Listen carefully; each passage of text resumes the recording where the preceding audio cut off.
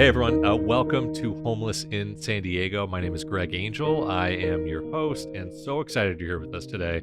This is going to be a great episode because I have just gotten to know and I can't wait to learn more about our guest today, Mario. Mario, thank you for joining us. Thank you, Greg. It's a pleasure to meet you. So you were just sharing a little bit about your work as a rising scholar at Palomar College. I can't wait to hear about that, but we're going to start by going back farther in your story, who you are, how you got here. Before we do that, Sandy, one of our colleagues, an amazing counselor here in our treatment program at Interfaith. Sandy, thanks for joining us. Thank you. It's a pleasure. So thank you for being a part of the sharing today. So let's jump into it. Mario, can you share with our listeners a little bit about yourself? Who are you, and what makes Mario who you Well, are? thank you. My name is Mario Melgoza Bravo. I was born in Michoacan, La Piedad, Michoacan. I came here when I was 5 years old. So pretty much I lived here in Escondido most of all my life. Okay. And my dad was a professional soccer player. My mom, she was a hard worker, worked for the same place for 38 years. Wow. I couldn't can imagine that, and 38 years in the same place. in the same Wow. place. Um, I went to school here, graduated from Orange Land High School. Um, just and I played soccer for the U.S. national team for since I was 11 years old. I pretty much was supposed to go to England after high school, but that's when I first had my first girlfriend, and just things. I took a break from soccer, and but other than that, I mean, I don't have no regrets on that. Because the thing is, I love coaching. Coaching is my passion. That's what keeps me kind of motivated. Helping kids. I happen to coach two police officers here in Escondido. That till the day, it don't matter where I'm at, if I'm good or if I'm not here, they still give me the respect that as a coach, and that means a lot to me. So you coach soccer. Where were you coaching soccer? Where have you I coached? started coaching at Escondido High School, and from there I went to Mexico when I was 28 years old. I went to take care of my grandpa. Um, he ended up passing away, so there was a soccer professional team there in my hometown that I knew I still had a lot in my tank. What position did you play? I'm a center midfielder, like the quarterback. I love running, and then a sweeper, which is the last defender. Those were my positions, and I played every sport actually, pretty much. You know, What do you love about soccer the most, though? soccer is just like I love it because it's just mentally, it's a lot of mental conditioning, physical, and and agility and everything. That goes with it. And till the day, that's what keeps me. I love running. Okay. That's what keeps me on my toes. Never had an injury or anything. Um, so yeah. I'm with you in a love for running. I was never any good at soccer, but or football, but yeah, definitely love to run and get out there. So you're coaching soccer. You said you coached at Escondido High, go down to Mexico. I think eventually did you end up coaching at San Marcos High? Yeah, I ended up coming back because that's when I kind of looked at myself and kind of said, you know what, I just did this just to get it out of my system. Hmm. Because since I didn't go to England, Mm-hmm. and I know I still had a lot of, my talent. So I'm all, do I want to be a soccer player or do I want to coach? And coach, I fell in love with coaching. Like when I do something, I want to do it 100% or not, or don't do it. So when I'm all just playing soccer, but I'm not all there. I don't love it like I used to. So I'm all, you know what, I'm coming back so I can start coaching. So I ended up coming back. Ended up coaching competitive soccer here for the Escondido FC Heat, and from there I came back and started coaching too at San Marcos High School at the same time. How long were you coaching at San Marcos High? 2 seasons. And what did you love about it? You said you loved. I just at that time I had a little 4 and a 5 year old team too.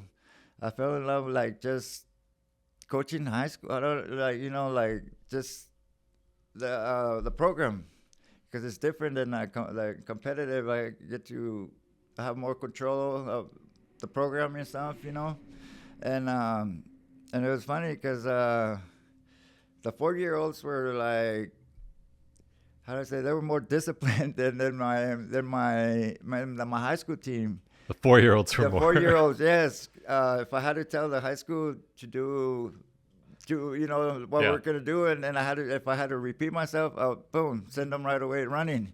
And the 5-year-olds, they were already in line, ready to do the drill, whatever drill came up, and I'm like, oh my god, that's amazing.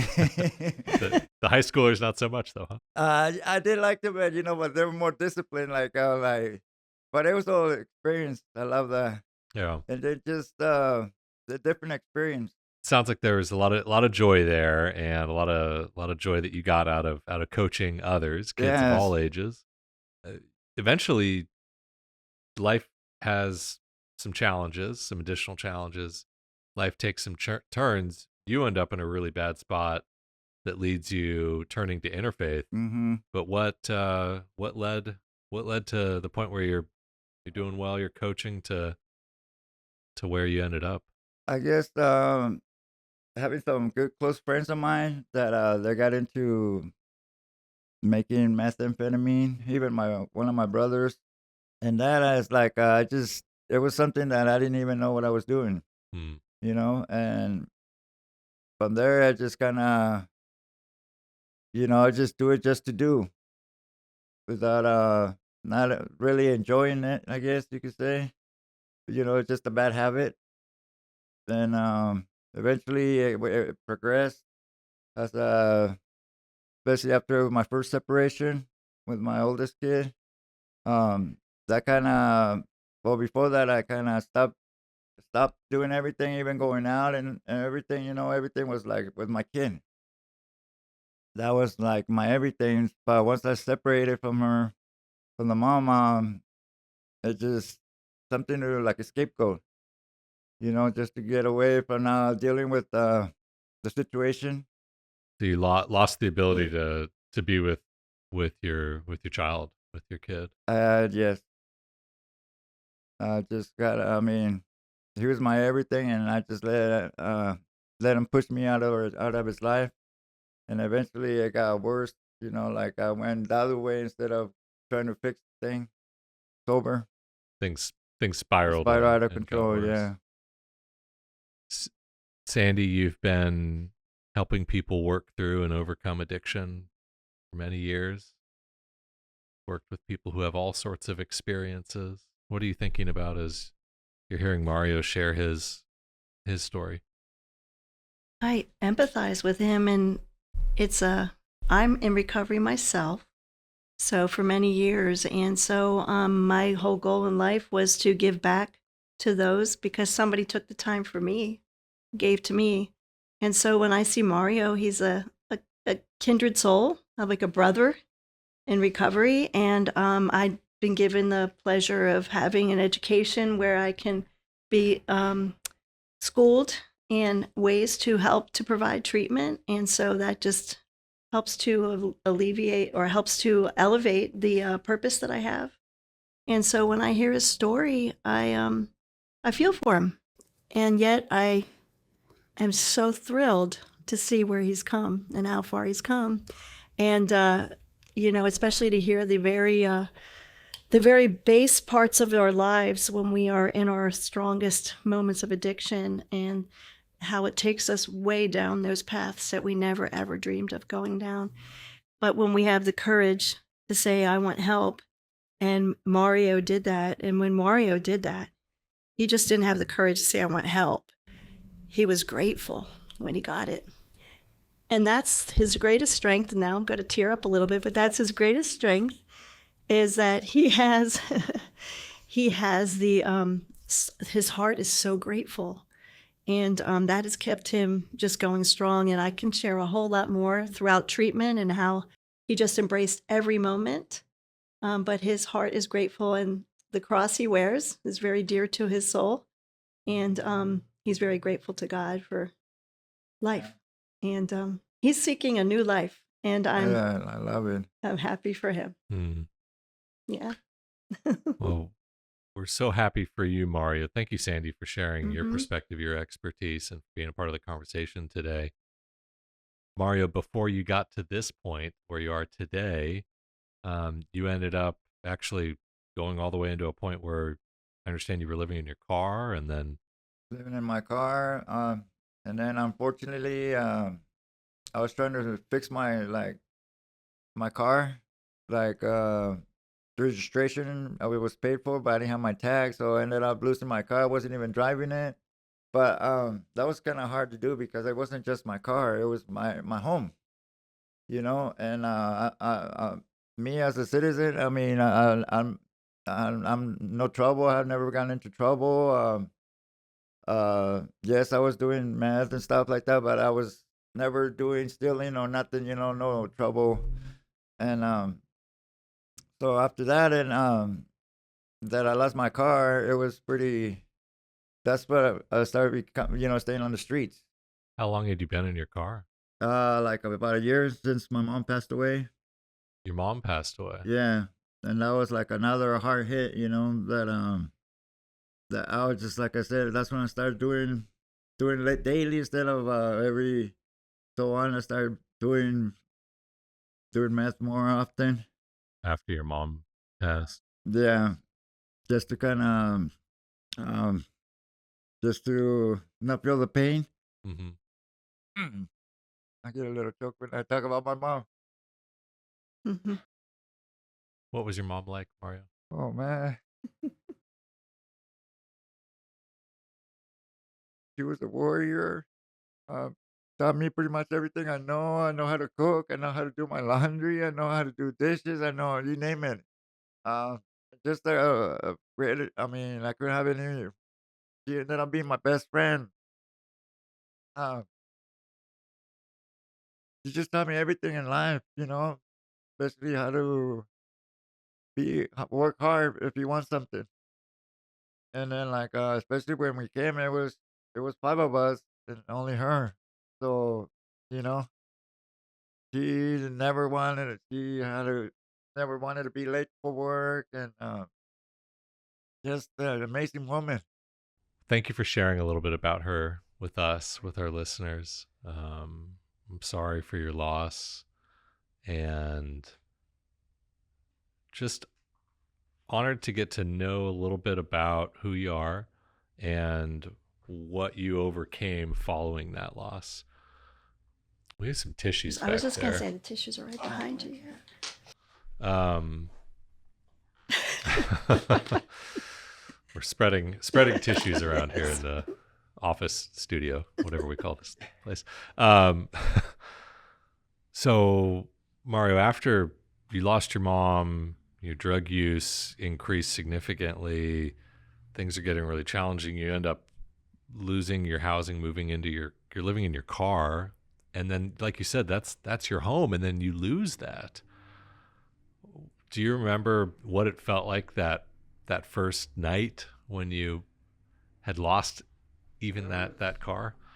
Yeah, it's just like I was just like in shock, like numb, very numb. Like I just, and honestly, I never quit inside of my vocab. Yeah. But sometimes I felt like, and honestly, actually, those officers that ended up taking my car away, I was just cussing at them. I just wanted to go. I was going, I just wanted them to respond because I felt like if I'm gonna lose that, I might as well. I got nothing else to lose, which that was the wrong thinking, but that's what I felt like the moment, and I'm grateful that they didn't come back and you know challenge me Mm-hmm.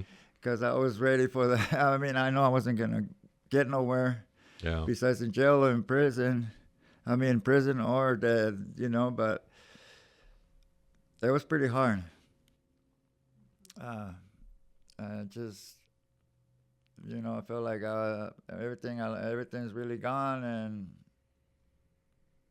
didn't have nothing else to live for in a way. First thinking, Where did you go from there? Where did you stay, and I what was did just that look like? I would be staying like over on the east side. East side of some friends that got me a tent, and since I'm pretty much know a lot of people around, I was stay there, the west side over here, but Paisa land, Yeah. and eventually I ended up getting uh, another tent over by Morning View and El Norte, and I just stayed there for a few months there, but at the same time I was just tired of it, especially not having money in my pocket sometimes, and I wasn't the type that I would go and steal anything. My conscience would not let me do that. Mm-hmm. That I was just fed up, and the other thing was like, I know the kids out there miss me. I miss them, and passing my talent. That I didn't want to do it with an addiction. Mm-hmm. I wanted to get clean so I can do it, get back into it. How did it? Did you see a pathway out of homelessness and addiction at that point when you're living in a tent here in the city you've spent most of your life in? Like, see a path out, or what? You know what? I did, but I didn't know when. Like, mentally, especially when I having no money for food or drinks and stuff, and I was just like, I'm tired of this stuff. I need to do it soon. I just want to get back into getting a job. So what was the moment of change? Where did things Honestly, begin to it's turn when, around? One day, like it happened in my mom's birthday, October 25th, 6 o'clock in the morning, the police officers, they come in, they like kind of said, they're all like, hey, Escondido PD, we just want you to come in. There's a lot of resources out here if you want to talk to them or something. So I just, got up and boom, like nothing. I'm like, yeah, I'll go talk to him. And I happened to be in Nicole, Sergio, and McKee. Marqueña. Marqueña. Yeah. And I seen them before, especially they were there when the day after they took I lost my car. These are Interfaith's, three of Interfaith's homeless outreach team members, Sergio, Yes, Nicole, and Marqueña. So when So they were there that morning. And I want to make sure we don't lose this. This is on your mom's birthday. On my mom's birthday. That without thinking about it, like I said, I just went and went to check it out. And when Nicole approached me and Sergio, they're like, hey, there's a bed and detox. And Nicole's, oh, and you get 3 meals. I'm like, you know what? I'll go. And that was the rest is history, that was like, they just told me there's a bed and 3 meals, but I didn't know about everything else, all the resources around, the staff, and like, oh my God, I just like, wow, I didn't know. Otherwise I would have before, but that was, and it happened to be on my mom's birthday. So it's not hard to forget my recovery day. Yeah. So Sandy, Mario comes into the program that day. Is that when you met him or shortly after?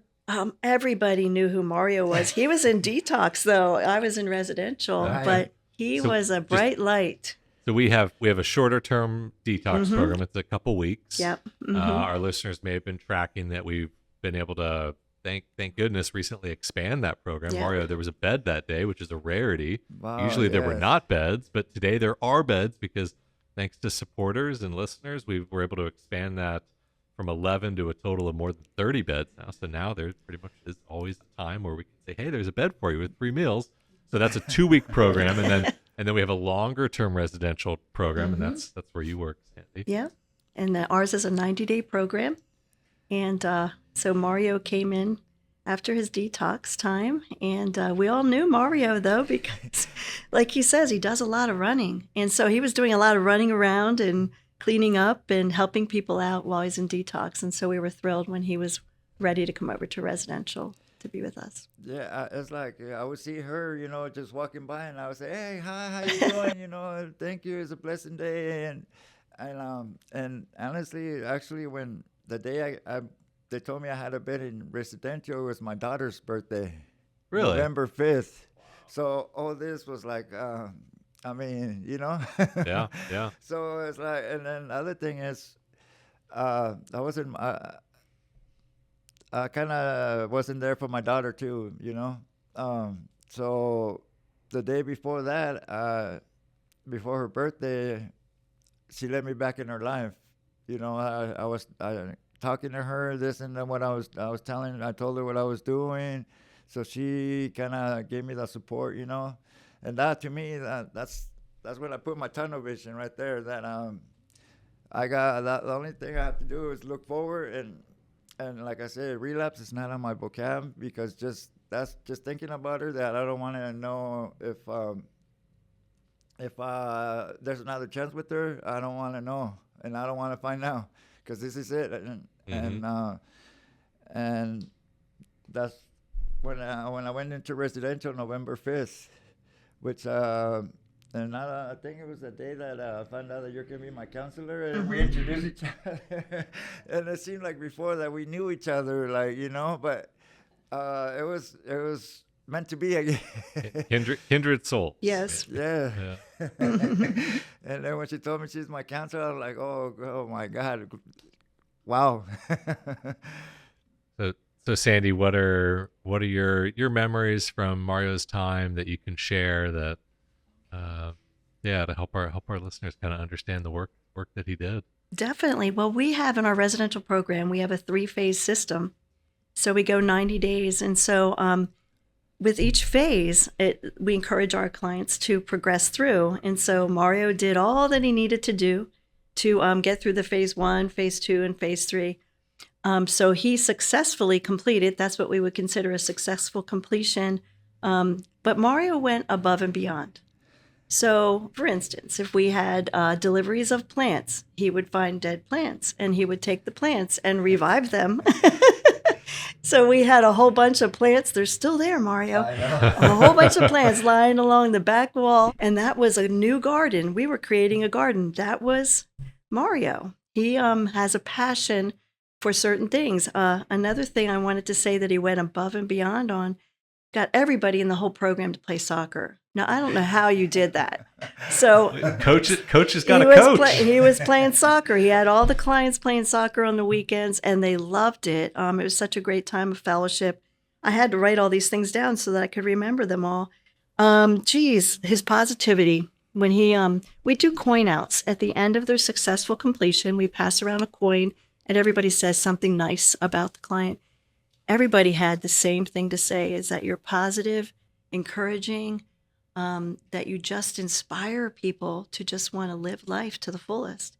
And that's what people said when Mario completed. And just, he continues to do that, his passion for life. So the way I look at, I've had many clients here. I've been here for 5 years. But Mario had a passion to have a new lifestyle.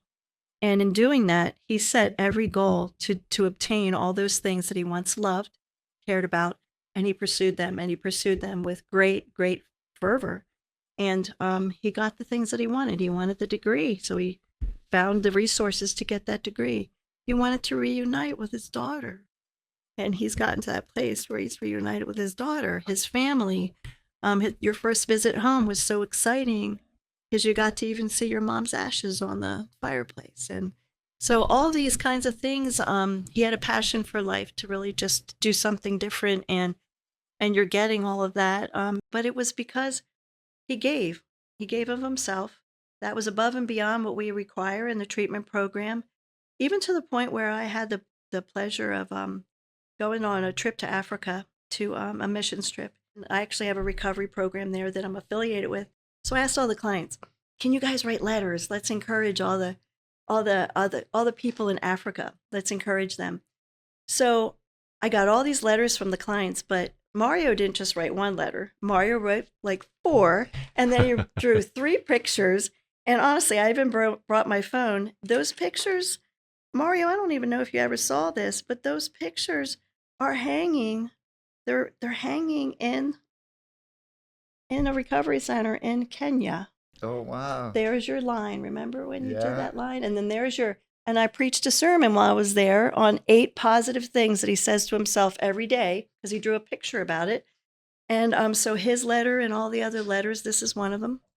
All the other letters were a blessing to those people. But in this particular letter, Super Mario is mentioned, because that's what we called him. I love it. But all the other, he was the only one who was mentioned out of all the clients, because he went above and beyond to say, hey, I relate to you, I care about you, and I want to encourage you while I'm in recovery as well. So, I mean, that's the kind of stuff that is making you succeed, Mario, is that you're giving and you're caring, and you're giving back because you were given too. And in doing that, you will inspire people and you will encourage people to get help and to get better and to even seek a new life themselves. Yeah, and that's so, like, to me, I got it from them that right away I know I'm, well, you know what, this is helping. Like I said, I don't say a difference, it's a huge difference that it's helping me. And I wanted to be like them, like, like Sandy and Deshaun. The huge difference they were making in me, I knew right away I'm going to do whatever I can to pass it on. That's when I see my mission crystal clear now as a coach, but not just a coach. I want to be a counselor, mentor, a father figure, a friend, or whatever to the ones that need it, or before they get into a situation like that. So that's what I know that's going to make me different than everybody else. Super Mario. Super Mario. Yes. Actually, when I was in residential, there ended up being 4 Marios. I know. 4 Marios. 4 Marios, so that's why. Oh, we had a run on Marios. Yes. Before that, I'm like, you know what? That's why. You gotta have it's it. about me. Yeah. It's Super Mario. Way to claim it. Yeah. So in everything I did, I put Super Mario in. Because that was funny how it happened to be Mario A. I was Mario B. Somebody Mario C. And eventually later on, another Mario L came in. But it was funny how ABC. Super Mario. Wow. So where are you today? What are you doing now? Like, you know what? Before that, when I went into phase 3. Yeah. I couldn't wait to get into phase 3. As soon as I was in phase 1, I wanted to jump to phase 3. But at the same time, I'm like, you know what?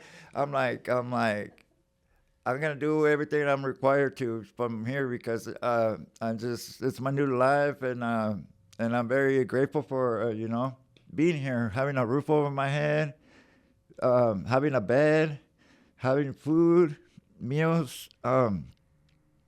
So from there, when I would ask her that, Sandy, can I get a passport here? She would, no hesitation. She would let me. I would just tell her what I needed to do, and without her, she would just go ahead, Mario, here, for sure. Boom. She didn't say no, doubt me. And then the trust she gave me, and then at the same time, I didn't want to break that trust. Mm-hmm. Like, especially if I would go here to the welfare office. I know there's a lot of, like I said, I used to hang out there, but at the same time for me is, since I was here, I didn't want to go around the situation. I wanted to go through the situation just to mentally, physically, I wanted to be ready because it's going to be out there no matter what. Mm-hmm. So when she would like, when I tell her, hey, can I go here real quick, Sandy, to fix a problem here, situation? Yeah, Mario, go ahead. Right away, so and I would go, and I would like to do it because like I said, just the temptation is going to be everywhere, but it was up to me to choose if I wanted to, and honestly it was like barely started, but every day was a blessing for me. Every day is like somehow just, to me, the smallest things in life are the most important things. Sandy, a minute ago you said that there are 8 things that Mario you say every day. Yes, the 8 powerful words. I would have them right in front of me. Like as soon as I wake up, and I asked Nicole if she can give me an intake picture, because I had it right there in front of my wall. Like as soon as I wake up, I will see him, And then those 8 powerful words that till the day I took them to Rising Scholars, and the ones I made You it, shared them too. and I put it right there so everybody can see those power, because it made such a big difference to me. Every day I would just wake up and be grateful. Just waking up, I was so grateful, and whatever the day brought, it was extra for me. You know, just waking up, having a roof, a shower, just everything, doing my laundry, you name it. And then having a therapist too that helped me out, like get a lot out of my system. Because I felt like when I first came in, I felt like it was eating me alive from the inside out.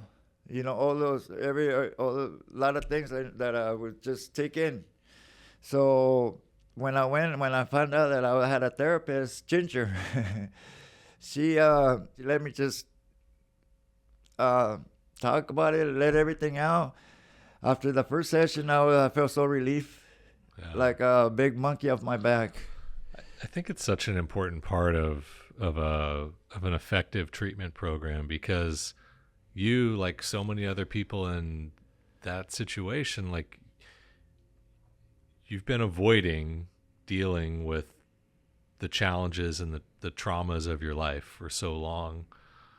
Avoidance is something all of us experience and struggle with, but when you add substance use and addiction on top of it, it becomes just like mountains on top of, you know, what's down there at the core, right? Mm-hmm. And once you enter into recovery, suddenly those substances are gone, and those traumas and those things that make us who we are, they become much more real. Correct. And so being able to provide that separate clinician for you and others in our program to be able to connect with and to do that really hard work. I mean, therapy is hard work, right? It is, but right away, you know what? She made me feel like I am somebody, and that was the big difference. That's when like the picture I'm talking about from intake. It was like I know it was me, but I would look at. I mean, I hate looking in the mirror. So what's the picture? It was just a picture they take when you're in intake when they first come into the Oh, program. okay. So like, picture it of was you like when a you first. before and after picture, Yeah, you know, and that was just a reminder. Like I don't want that guy no more. Wow, that is powerful. You know, like it was like when I would look in the mirror with that guy, that wasn't Super Mario. That was just Mario. I would just look in the mirror and I could see through my eyes, you know, like it's somebody it's me, but it's not me. It's just like a shell. Yeah. And I want to be me. Yeah. Happy, just energized, and that's me. And that's what I was getting out of being here.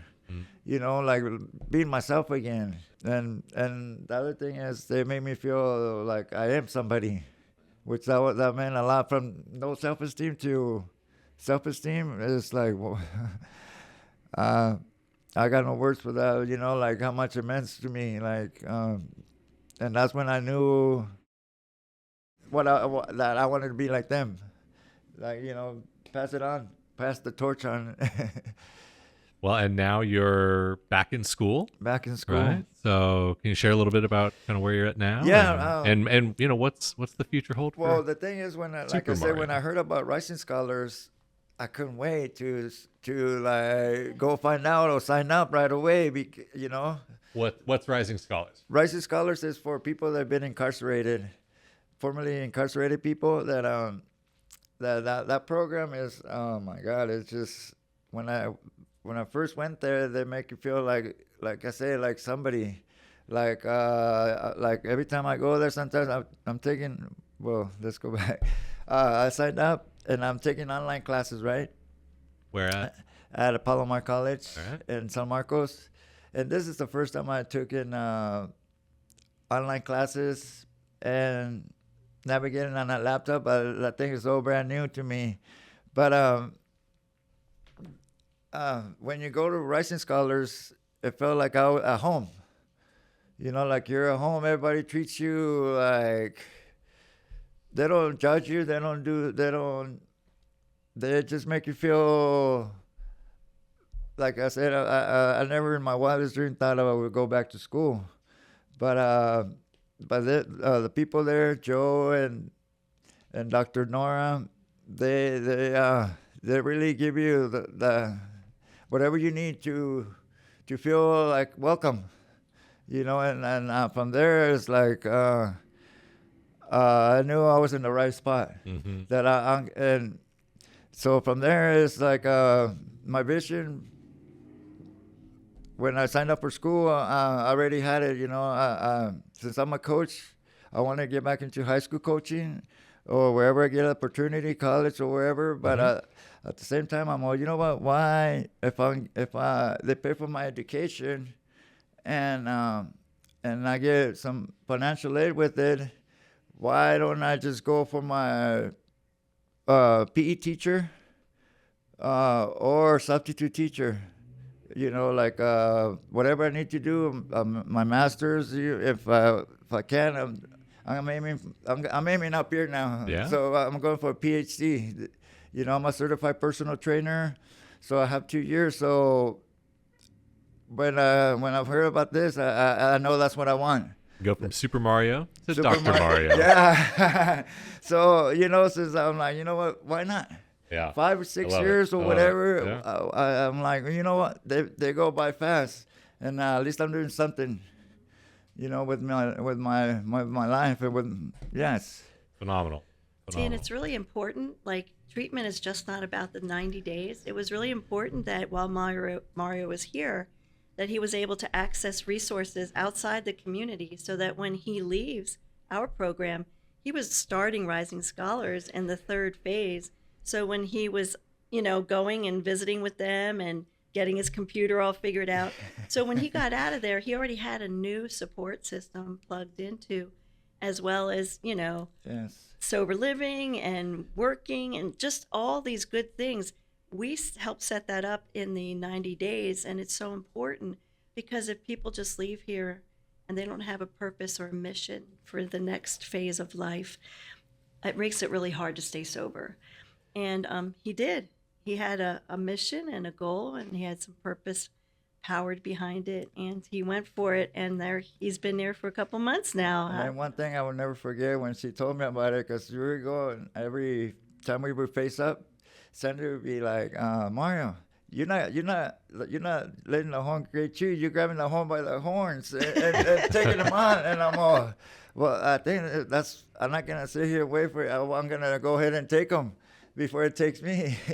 and like I said, that's what she, put in me, like just the confidence, and then like the trust that she would give me, that I'm so grateful for it. She didn't doubt me, and she just let me spread my wings. Sandy, you talked earlier about how Mario gave back and gave to people in the program during his time here. And Mario, you've put that on display today, because throughout the telling of your story, you keep lifting up others who were a part of it, who helped, and you're giving credit and giving praise to this whole team of people around you, who you have said many times were there for you, made you feel at home. I have to feel that you're probably making them feel at home and making them feel even more valued as well. Yes, and and then at school too, I joined this Mecha club that I've been going to education summits and stuff, and meeting new people that I mean, not just like the superintendent, school superintendent in the whole county, Mm-hmm. The CEO from education, and then in LA, I met this guy that was in the first walkout for the Chicano Studies group, which is to me, he's a legend, and just meeting people like that and learning a lot, and which to me, like I said, they're like really making a difference in my life. Well, thank you for coming on our show today. Thank you for taking the time to share about who you are, share about your journey. You talk about making a difference. You're making a difference. You're making a difference with the work that you're doing. you're making a difference by coming on today and sharing with others. Thank you. And I just, in a way, like I said, this is the beginning of something that I want to do.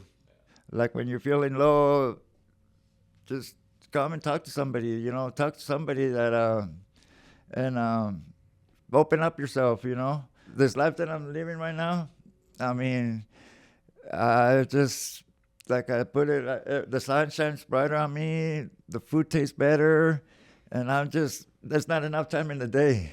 I make every day count, every hour. It's just unbelievable. I'm grateful and very appreciative of my life right now, and it all started here. Sandy, anything you want to add? I just say, keep going, my friend. It's exciting to see you. It's exciting to see you come back and visit and just see all the strides that you're making every day. And like you do, you take the day by the horns and you make things happen. Yeah, I'm just proud of you. And we really are. So I'm gotta say, I'm personally thankful and grateful to God for the person that you are and the purpose that you have in life and how much you give to others. Thank you. I appreciate you guys. You know how much I appreciate you, Sandy. We always include a call to action on this show. And I don't know if we told you that we do that every episode, but we do. So it's a chance for each of you to share any calls to action that you have for our listeners. I'll start and share that, like I said earlier, our detox program now has available beds. So if you or somebody you know needs that help, wants that help, reach out to us. We'll put the information in the show notes, how to access it. And we have a place for you. Ours is a male program, but we also work closely with female programs, and we can get you linked into those resources too, if need be. So, Mario, you've shared so powerfully, so beautifully today, just the power of change, the power of being able to reunite with family that's possible through these programs. So I just will encourage people who may be considering that again for themselves or loved ones to know that we're here for that. Yes, correct. And like I said, hey, if you really want it, it's right here. Look at me. If I can do it, anybody can do it. And the people here make you feel, like I said, like they give you the support that at times you really need to lift, the foundation, so you can put your foot down and really take enjoy life how it's supposed to be, And like I said, we're all human. We make mistakes, but at the end of that, it's a beautiful life, That I started here, and like I said, it all started here. That no matter where I'm at and where I'm doing, I can always come back here, and give it back. Appreciate it. Like if it wasn't for them, I wouldn't be here. Well, our teams love it when you come back because you make everyone so happy. It's a joy. Lift everyone up. Sandy, call to action for our listeners? I got to say, every human being is created, in my view, in the image of God and with great dignity. And so a call to action to anyone out there who might see somebody on the streets is that that's somebody's son, that's somebody's brother, that's somebody's friend, and to just reach out and take a moment to really get to know them. And I'm grateful for our outreach teams that they go after people.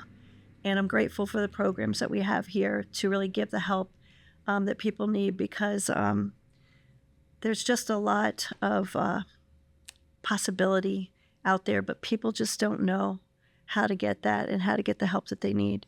But just to remember that that we as human beings, as we go and interact with people who are out there and struggling, that if it weren't for a few things in our own lives, we might be there ourselves. So just to remember that, and I'm grateful that you came, grateful that you accepted the help, and so grateful that you took the bull by the horns and ran with it. Yes. I'll never forget that. I got to put it on me somewhere. Mario, the last words are yours, my friend. The last words is like, every time I'm out there, when I see somebody pushing a cart or whatever the situation is, I'm always, if I can help them with anything, I'm always out there helping them, and just uh don't judge them. Just instead of judging, help them out. You don't know their situation. Just give them some love. You know, love is don't cost much. You don't need nothing, and just give it the love, and then the rest is history. Well, thank you for bringing the love. Thank you for sharing how we can give the love. Thank you, Sandy, for bringing your expertise. And thank you, as always, to our listeners for being a part of this special journey that we go on every episode together. So thank you, Mario. Thank you, Sandy. Thank you to our listeners. Thank you. Let's spread the love. Spread the love. Nothing but love.